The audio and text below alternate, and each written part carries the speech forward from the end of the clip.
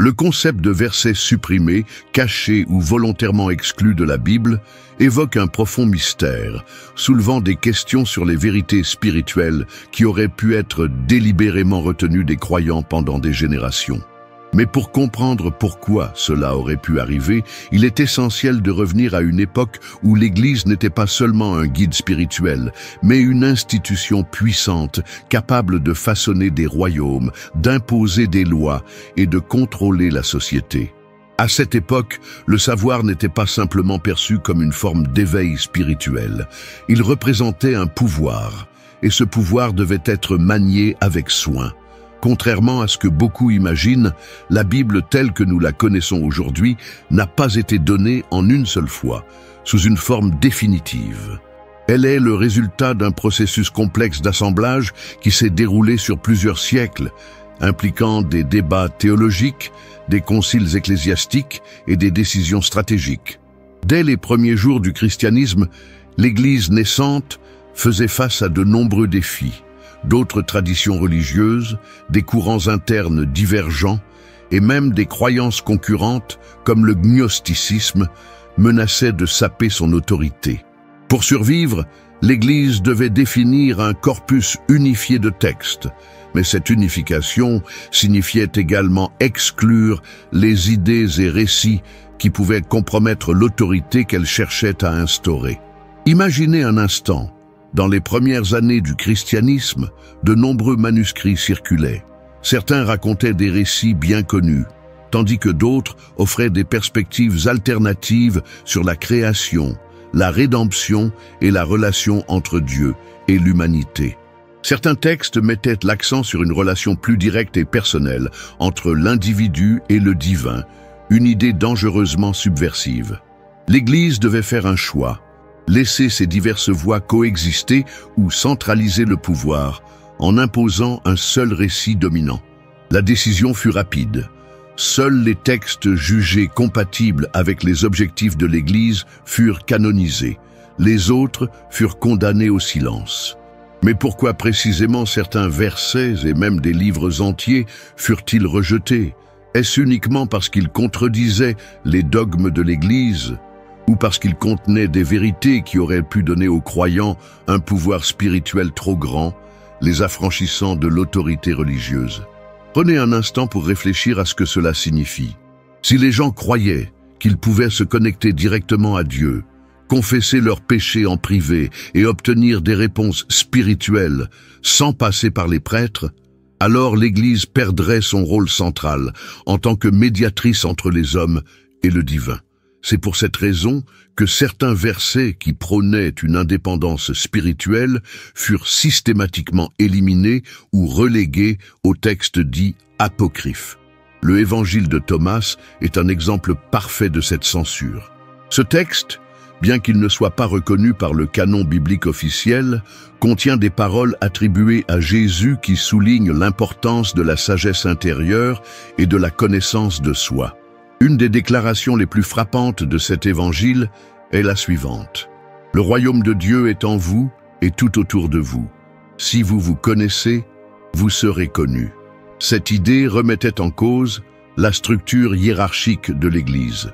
Si le salut pouvait être trouvé en regardant à l'intérieur de soi, pourquoi aurait-on besoin des rites et des sacrements dispensés par les autorités religieuses ? C'est précisément ce genre de pensée qui mena à la suppression de ces textes. L'exemple le plus frappant de cette démarche fut le Concile de Nicée, en 325 après Jésus-Christ, l'un des plus importants rassemblements de dirigeants religieux de l'époque. Ce concile ne se contenta pas de résoudre des conflits théologiques.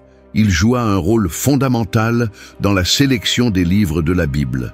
Les textes qui soutenaient la centralisation de l'autorité ecclésiastique furent choisis, tandis que les autres furent soit détruits, soit déclarés hérétiques. Cependant, même après leur suppression officielle, ces versets ne disparurent jamais complètement. De nombreux manuscrits anciens contenaient encore des fragments de ces écrits oubliés. Des scribes, souvent sous les ordres directs des autorités ecclésiastiques, furent chargés de recopier les textes bibliques autorisés tout en effaçant ou modifiant subtilement les passages problématiques. Parfois, des communautés entières cachèrent ces écrits dans des grottes, espérant qu'un jour ils seraient redécouverts. Les célèbres manuscrits de la mer Morte, trouvés en 1947 près de Qumran, sont l'un des plus grands exemples de cette résistance à la censure religieuse.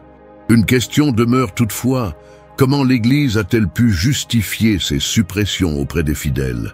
La réponse réside dans la manière dont elle présentait son autorité. Selon les dirigeants ecclésiastiques, l'Église n'était pas seulement un guide spirituel, elle était la gardienne de la vérité divine, la seule institution capable d'interpréter correctement les paroles de Dieu. Par conséquent, tout texte qui contredisait cette interprétation officielle était considéré comme un danger pour l'unité de la foi. Ce n'était pas simplement une question de théologie, c'était une stratégie de contrôle. Pourtant, malgré ces efforts, la vérité a survécu dans les marges de l'histoire. De temps en temps, des découvertes archéologiques viennent bouleverser les certitudes, offrant des aperçus de ce qui aurait pu être si ces versets n'avaient jamais été effacés. Les manuscrits de Nag Hammadi, découverts en 1945, ont révélé des textes gnostiques qui offrent une vision plus mystique du christianisme. Ces écrits, bien qu'ils aient été marginalisés, montrent que certaines communautés chrétiennes prônait une approche plus introspective et spirituelle de la foi, basée sur la connaissance de soi et la relation directe avec le divin. Et c'est précisément cette vision qui nous conduit à la suite de notre voyage. Si certains versets cachés offraient une vision alternative du salut, quels secrets pourraient encore être révélés? Dans la partie suivante, nous découvrirons l'un des premiers versets perdus qui pourrait changer notre compréhension de ce que signifie atteindre le royaume des cieux. Préparez-vous, car ce que vous êtes sur le point de découvrir pourrait remettre en question tout ce que vous pensiez savoir sur le chemin de la rédemption. Dans les profondeurs des manuscrits oubliés se cache un verset qui, s'il avait été préservé, aurait pu révolutionner la façon dont nous comprenons le salut et le royaume des cieux. Sa disparition n'est pas le fruit du hasard. Il a été délibérément écarté, non parce qu'il manquait de valeur spirituelle, mais parce qu'il proposait une vision trop puissante, une vision que l'Église ne pouvait contenir dans ses cadres rigides. Ce verset perdu ne décrit pas seulement le paradis comme un lieu lointain à atteindre après la mort, mais comme une réalité vivante, à la portée de ceux qui sauraient reconnaître leur connexion profonde au divin. Dans le christianisme traditionnel, l'idée du royaume des cieux est souvent présentée comme une récompense finale, une promesse d'éternité bienheureuse pour ceux qui auront obéi aux commandements de Dieu et respecté les rites religieux. Cependant, ce verset perdu bouleverse cette perspective. Il enseigne que le paradis n'est pas un lieu à attendre patiemment après la mort, mais un état d'être que l'on peut expérimenter dès maintenant, en vivant dans la conscience de la présence divine. Le royaume des cieux, selon ce verset, est une expérience intérieure, accessible à travers la compréhension spirituelle et la transformation de soi. Imaginez ce que cela aurait pu changer dans la pratique religieuse des premiers chrétiens. Plutôt que de se concentrer sur les rites et les sacrifices pour garantir leur salut après la mort, les croyants auraient pu chercher à cultiver le paradis dans leur cœur au quotidien. Ce verset suggérait que la véritable proximité avec Dieu n'était pas une question d'adhésion extérieure au dogme, mais de découverte de cette connexion divine déjà présente en soi.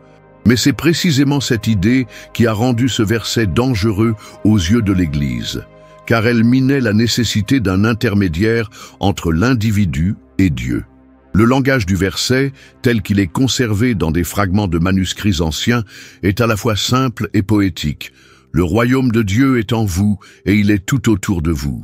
Cette phrase, bien que brève, contient une vérité bouleversante.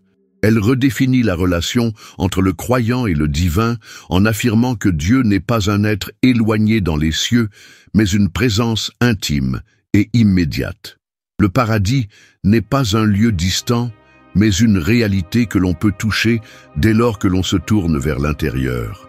Cette idée donnait aux croyants un pouvoir immense, celui de devenir maître de sa propre expérience spirituelle. Historiquement, cette vision du paradis n'était pas totalement étrangère aux premiers chrétiens.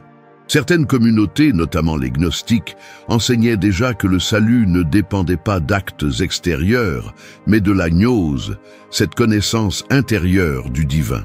Les gnostiques croyaient que chaque âme portait en elle une étincelle divine qu'il fallait éveiller pour se libérer des illusions du monde matériel. Cependant, lorsque l'Église a entrepris de consolider son autorité, elle a rapidement condamné de telles croyances comme hérétiques. Le message du verset perdu était trop subversif. Il menaçait de détourner les fidèles de la dépendance aux sacrements, confession et médiation religieuse. Le concile de Nicée fut un moment clé dans cette démarche d'exclusion. Les dirigeants de l'Église savaient qu'en définissant précisément les textes autorisés, ils pouvaient non seulement guider la foi, mais aussi la contrôler. Les versets qui présentaient une vision du salut autonome, indépendante des structures ecclésiastiques, étaient perçus comme des menaces directes. Ils furent donc écartés et les écrits qui les contenaient furent soit détruits, soit cachés. Mais malgré cette suppression, certains manuscrits survécurent, porteurs de cette vérité alternative. Prenez l'exemple des manuscrits de Nag Hammadi, découverts en 1945. Parmi ces textes gnostiques, on trouve des passages qui prolongent la pensée du verset perdu. Dans l'évangile de Thomas, Jésus dit « Celui qui se connaît lui-même connaît Dieu ». Une telle déclaration implique que la quête du divin n'est pas externe, mais profondément personnelle. Cette conception aurait pu transformer le christianisme en une religion axée sur la méditation et l'introspection, mais elle contredisait trop fortement les objectifs de centralisation du pouvoir de l'Église. Que se serait-il passé si ce verset avait été inclus dans le canon officiel ? Pourrait-il avoir changé la manière dont les chrétiens perçoivent la souffrance, le salut et la vie après la mort? Plutôt que de craindre le jugement final, les croyants auraient pu être encouragés à rechercher dès à présent une relation directe avec Dieu. Le royaume des cieux aurait pu devenir un chemin de découverte intérieure, une expérience de l'éveil spirituel accessible dans la vie présente et non une simple promesse de récompense future. Cette vision n'est pas sans rappeler les enseignements de nombreuses autres traditions spirituelles.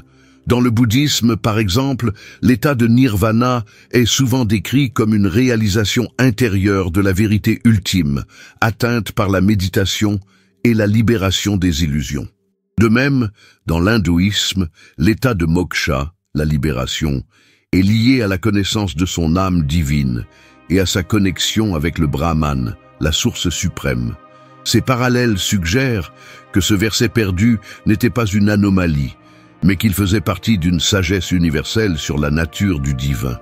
Cependant, l'exclusion de ce verset ne fut pas seulement un acte de contrôle religieux. Elle témoigne également de la peur des autorités de perdre leur rôle central dans la vie des croyants. Si les gens avaient cru qu'ils pouvaient atteindre le salut par eux-mêmes, qu'auraient-ils resté à l'Église pour justifier son autorité ? Le pouvoir de définir le bien et le mal, de distribuer le pardon et de guider les âmes vers le paradis aurait été remis en question. C'est pourquoi ce verset, malgré sa puissance, fut réduit au silence. Mais aujourd'hui, nous avons l'opportunité de redécouvrir cette vérité. Si le royaume des cieux est réellement en nous, alors la quête spirituelle devient une aventure personnelle, un chemin unique que chaque individu doit emprunter à sa manière. Ce n'est pas une simple question de suivre des règles ou de réciter des prières prescrites. C'est une invitation à explorer notre nature divine, à chercher la lumière qui brille déjà en nous. Ce voyage, cependant, est loin d'être terminé.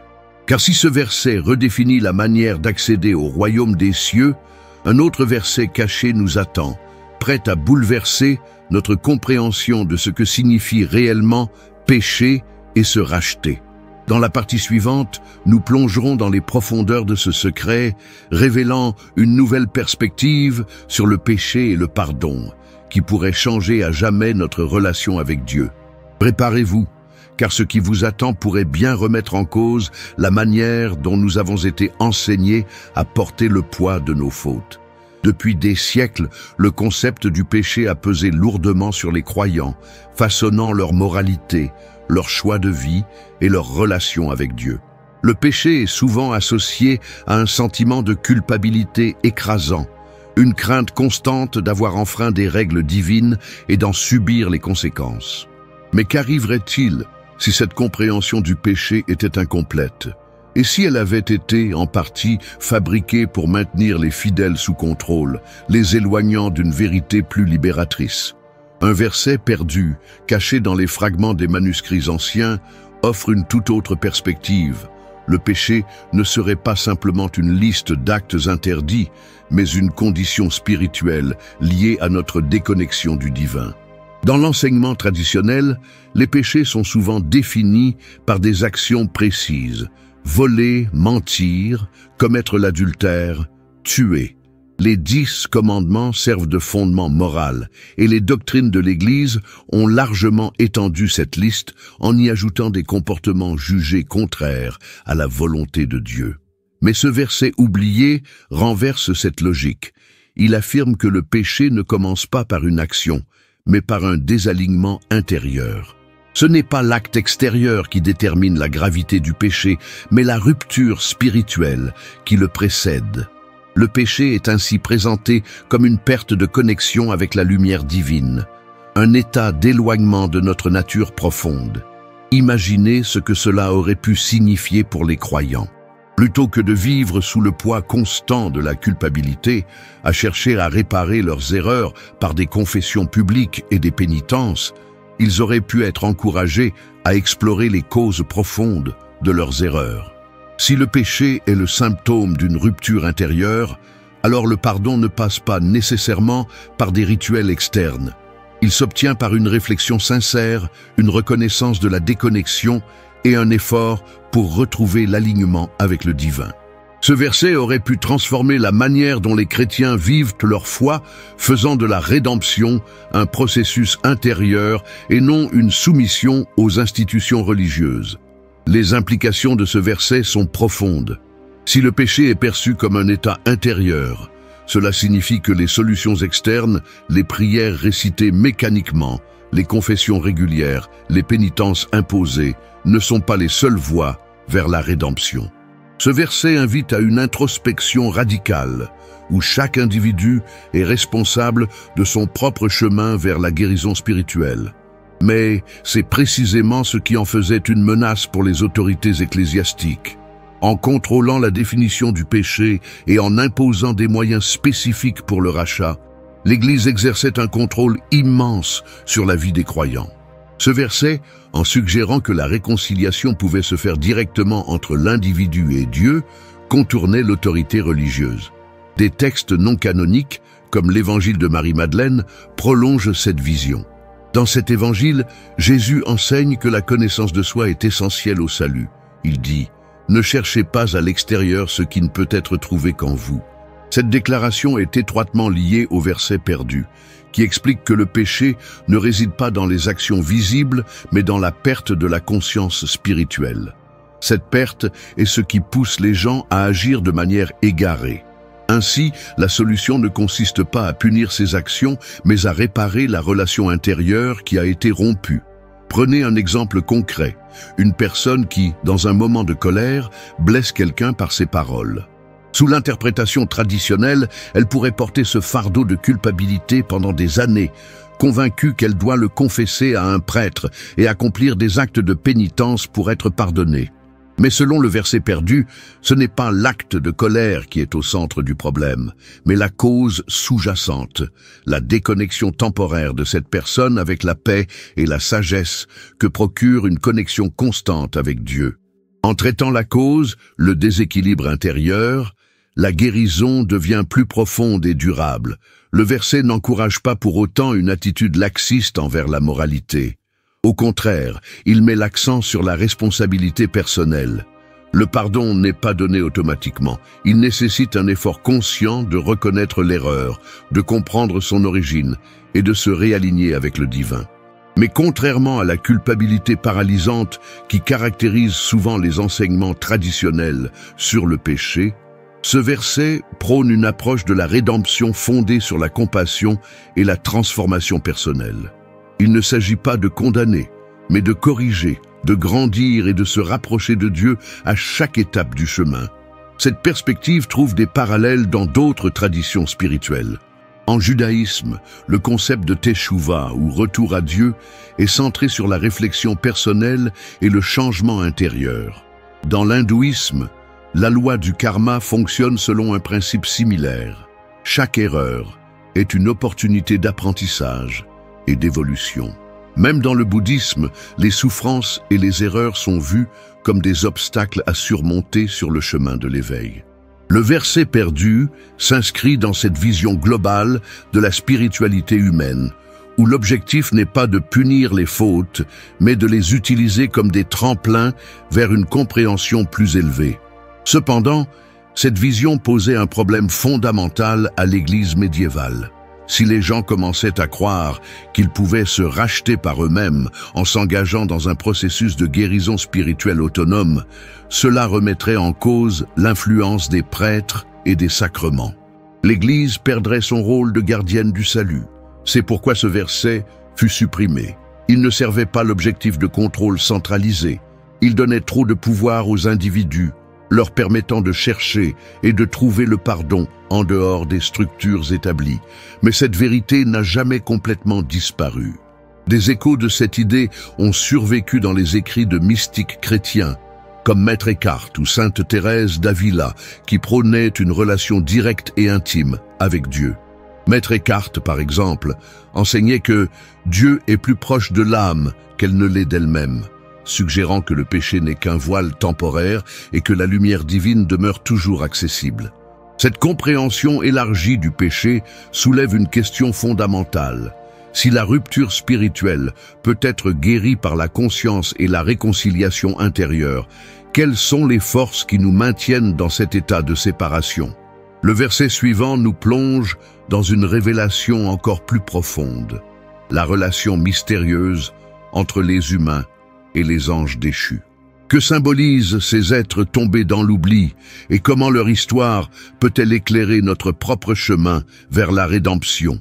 La réponse pourrait bien bouleverser tout ce que nous savons sur notre quête de salut.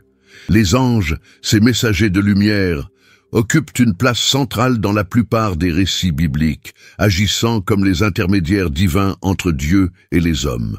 Mais il existe un autre aspect plus sombre et mystérieux de ce royaume céleste, celui des anges déchus, les êtres autrefois glorieux qui ont été bannis du ciel après leur rébellion.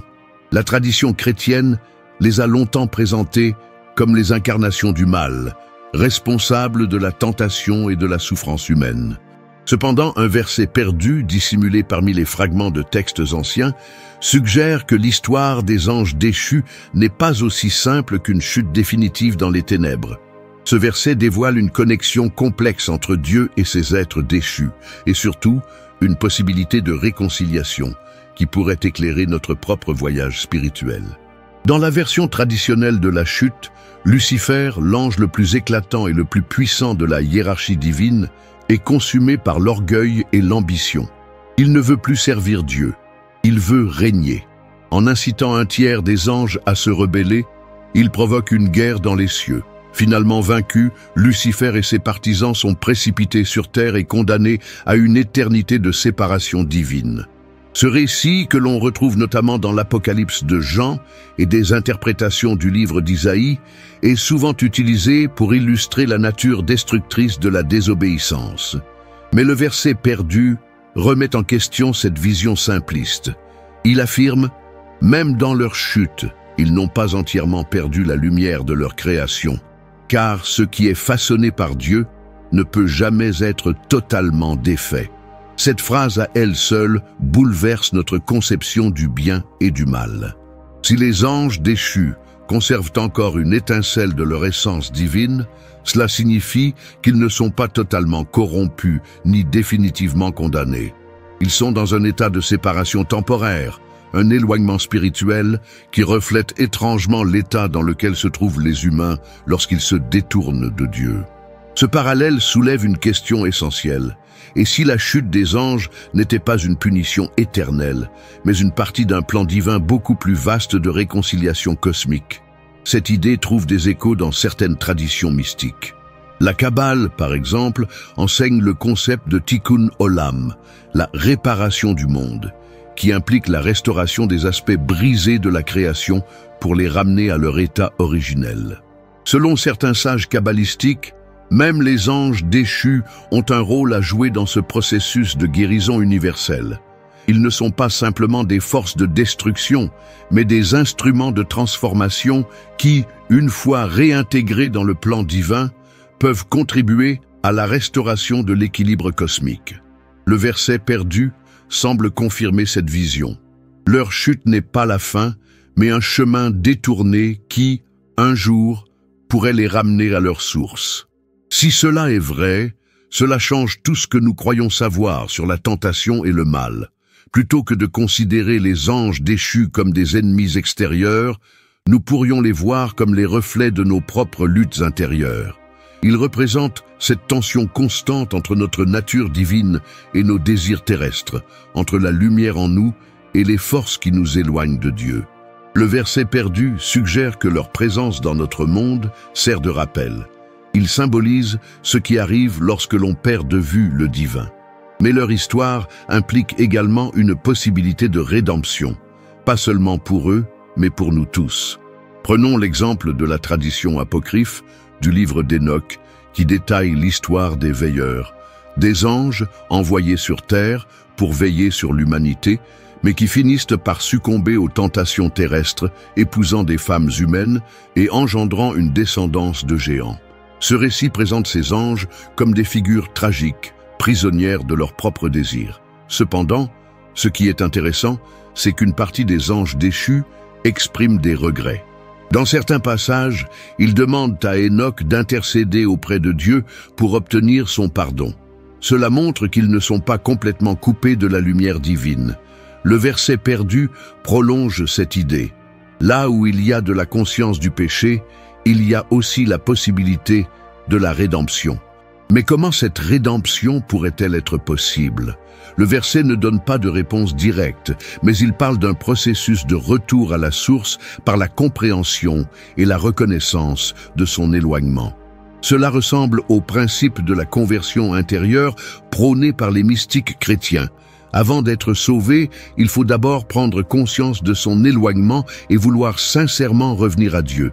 Ce processus n'est pas instantané. Il est souvent long et douloureux, mais il est aussi porteur de transformations profondes. La question qui se pose alors est la suivante. Si même les anges déchus peuvent un jour espérer une réconciliation avec Dieu, qu'est-ce que cela signifie pour nous, les humains? Cela pourrait signifier que notre propre séparation du divin, symbolisée par le péché, n'est jamais définitive. Tout comme les anges déchus gardent une étincelle de lumière, nous aussi portons en nous cette essence divine qui ne peut jamais être complètement effacée, même dans nos moments les plus sombres. Le verset insiste sur ce point. Ce qui est créé par Dieu ne peut jamais être complètement abandonné. Cette vision défie les doctrines traditionnelles de la damnation éternelle.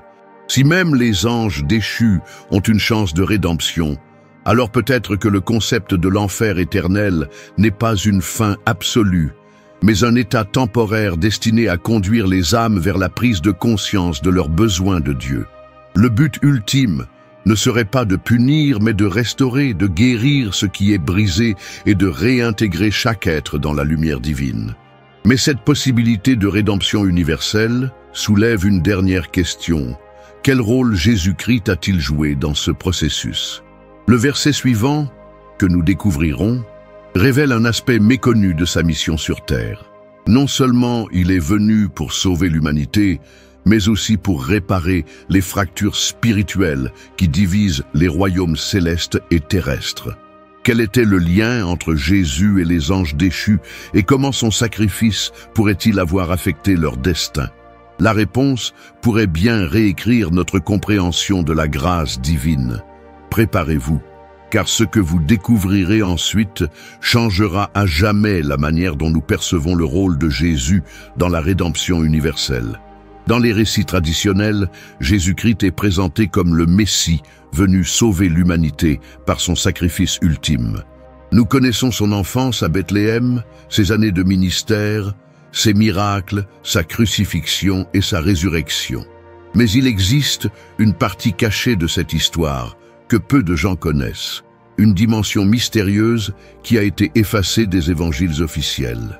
Un verset perdu, retrouvé parmi des fragments anciens, laisse entendre que la mission de Jésus n'était pas seulement de réconcilier les hommes avec Dieu, mais aussi de restaurer un équilibre cosmique perturbé par la chute des anges. Ce verset révèle un aspect méconnu de sa mission, un voyage spirituel qui dépasse de loin les frontières terrestres et touche les royaumes célestes. Le verset commence par ces mots énigmatiques.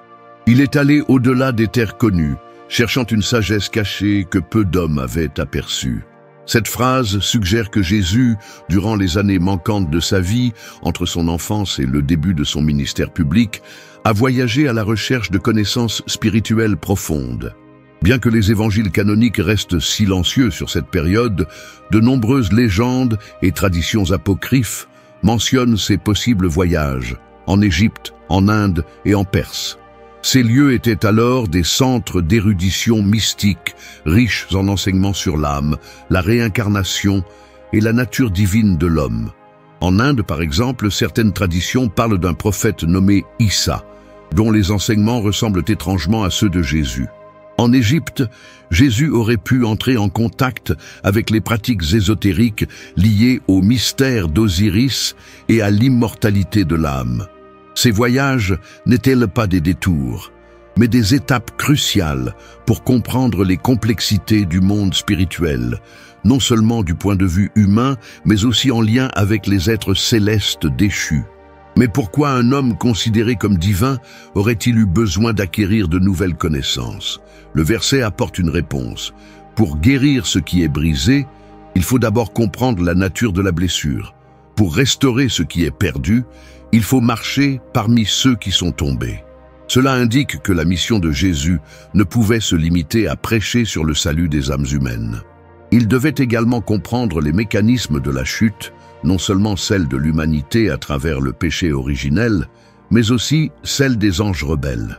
Il n'était pas seulement venu sauver les hommes, mais réparer une fracture spirituelle beaucoup plus ancienne et universelle. Cela change notre perception de son rôle.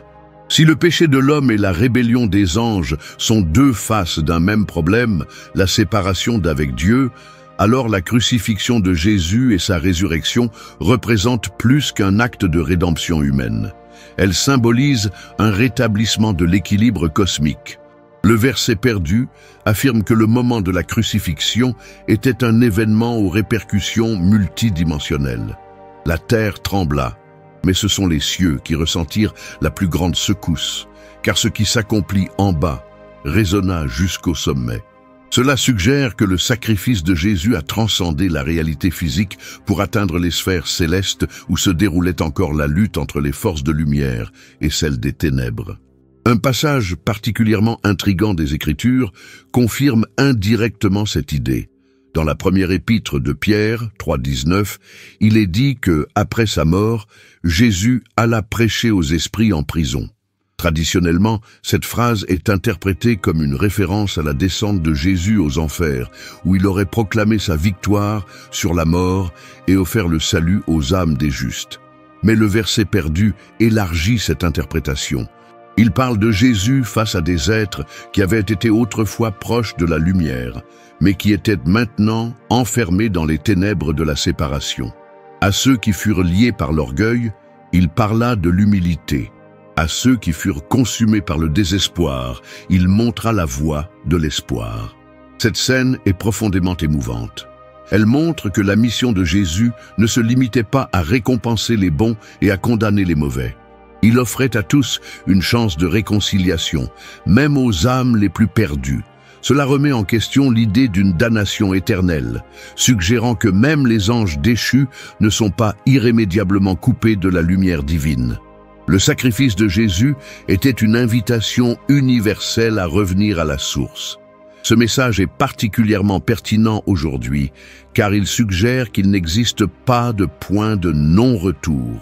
Tout être, quelle que soit la profondeur de sa chute, peut retrouver